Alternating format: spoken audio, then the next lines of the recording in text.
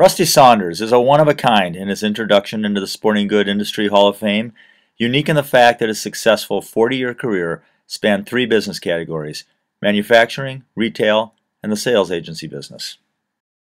Rusty's love of sports started as a lanky teenager playing basketball for his high school in the renowned New York Catholic High School Athletic Association.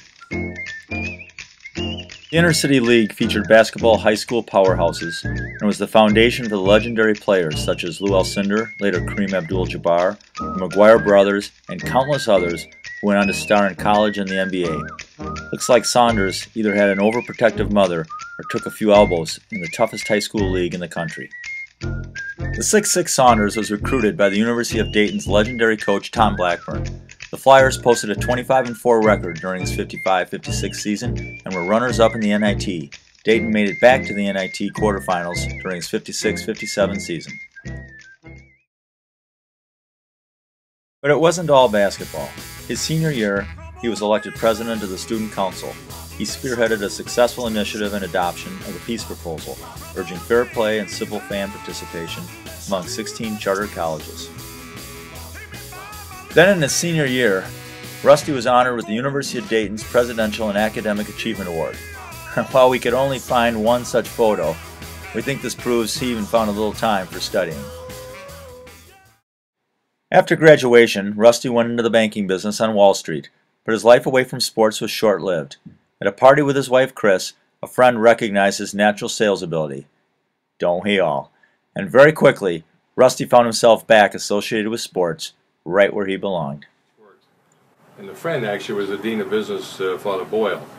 And he's the one that led me out of the banking business and said he should be in sales. So they said, yeah, that makes a lot of sense. And that's when I applied to three companies, Wilson and Spalding McGregor. McGregor had an opening, and that started my career. Well, obviously, outside of the love of my life, which is Chris and my kids, sports was certainly a big part of my life. So that took me from the banking business into starting my career with McGregor. And what a career it was! Over the next 13 years, Rusty moved through several high-visibility positions: East Coast Regional Sales Manager for Retail, Pro Golf and Team Sales, National Accounts, and finally to Vice President of Merchandising, responsible for R&D, Product Managers, Advertising, and Promotions. At McGregor, Rusty spearheaded the industry-changing Nicholas Golden Bear iron set, complete with bag, a first of its kind. Introductions of colored baseball gloves in red, blue, and green, and the polycard padded football helmet, another first, continued the Midas touch success. Well, almost everything was. No one's infallible, not even Rusty, as we'll soon hear. Was that we took the average retail price on golf gloves from normally two woods, 5 irons, and a bag, which is at that time Wilson owned most of that with Sneed and Patty Berg, to a 3 woods, 8 irons, and a bag with Jack Nicklaus at $100. So that helped McGregor and also helped the retailer. We also introduced colored ball gloves for the first time. McGregor and Rawlings, and actually Wilson to a lesser degree, were the kingpins of ball gloves at that time, and we came out with the red and blue and green gloves before anyone. And then I guess the other thing was we went into the helmet business. That was, hate to tell you, that was right after the leather helmets. And the big company was a suspension helmet with Riddell, and we introduced padded helmets and actually became the #2 helmet manufacturer. Now the bad side, Marty, is I convinced Brunswick, which is our parent company, to go into the athletic shoe business. And that was before the Nikes of the world. So we bought 100,000 pair of shoes, and I must tell you, it was the largest closeout in the history of McGregor. So, Rusty, go back to this leather helmets thing again. You mean to tell me that you're that old that people didn't even wear helmets in football when you started in this business? I go back to Chuck Bednarik. He didn't even wear a helmet. Ask Rusty and he'll tell you the highlight of his early McGregor career was directing product development, promotions, and personal appearances for football icons such as Unitas, Namath, Ditka, Shula, and Eubanks, and golf legends like Miller, Nicklaus, Watson, and Weiskopf, and in baseball the stars of the day, Rose, Morgan, Aaron, and Frank Robertson. During this time, Rusty was recognized by McGregor on 4 occasions as its leading sales producer and product developer.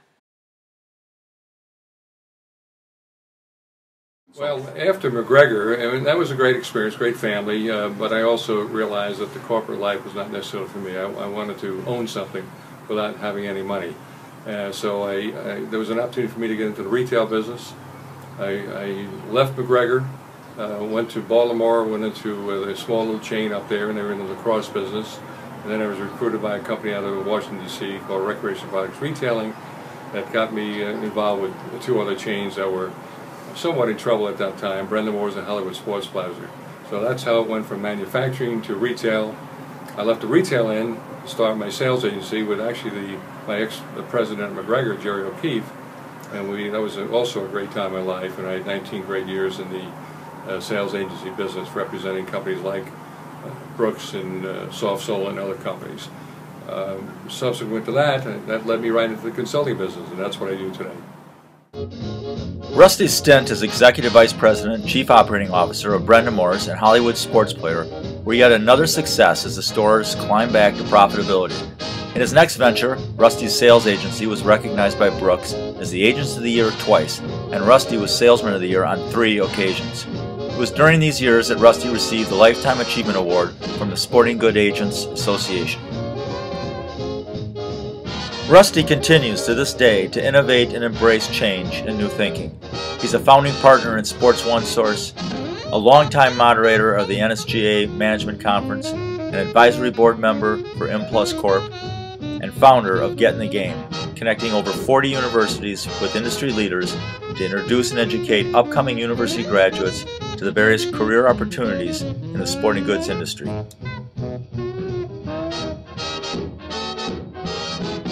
Rusty, there's a bunch of people out in the crowd here tonight, and as you think back, what are the things that you feel most blessed by of your career? Well, I mean, I'd have to say the friendships I've formed over the years, Marty. It's been incredible. We stayed very close. Joe, of course, who introduced me at the Hall of Fame thing, has become a close friend for many years. And there's others, relationships like with M Plus and with Brooks, you know, with the Todd Moores and Seth and Steve Heads, etc. And with Brooks, I see Dan Sheridan is here from Brooks. And with the guy that bought my business, John Keane, a great guy, and he's just developed it even further. So I'd say that the relationships with friends, you know, along with my family, obviously, is what's made it so special for me. As Rusty looks back on 50 years in the business, there's only one thing he's prouder of: his 52-year romance with his wife, Chris, his 5 married children and 12 grandchildren. Not a bad start in life. More to come. Welcome, Rusty, to the Sporting Goods Industry Hall of Fame.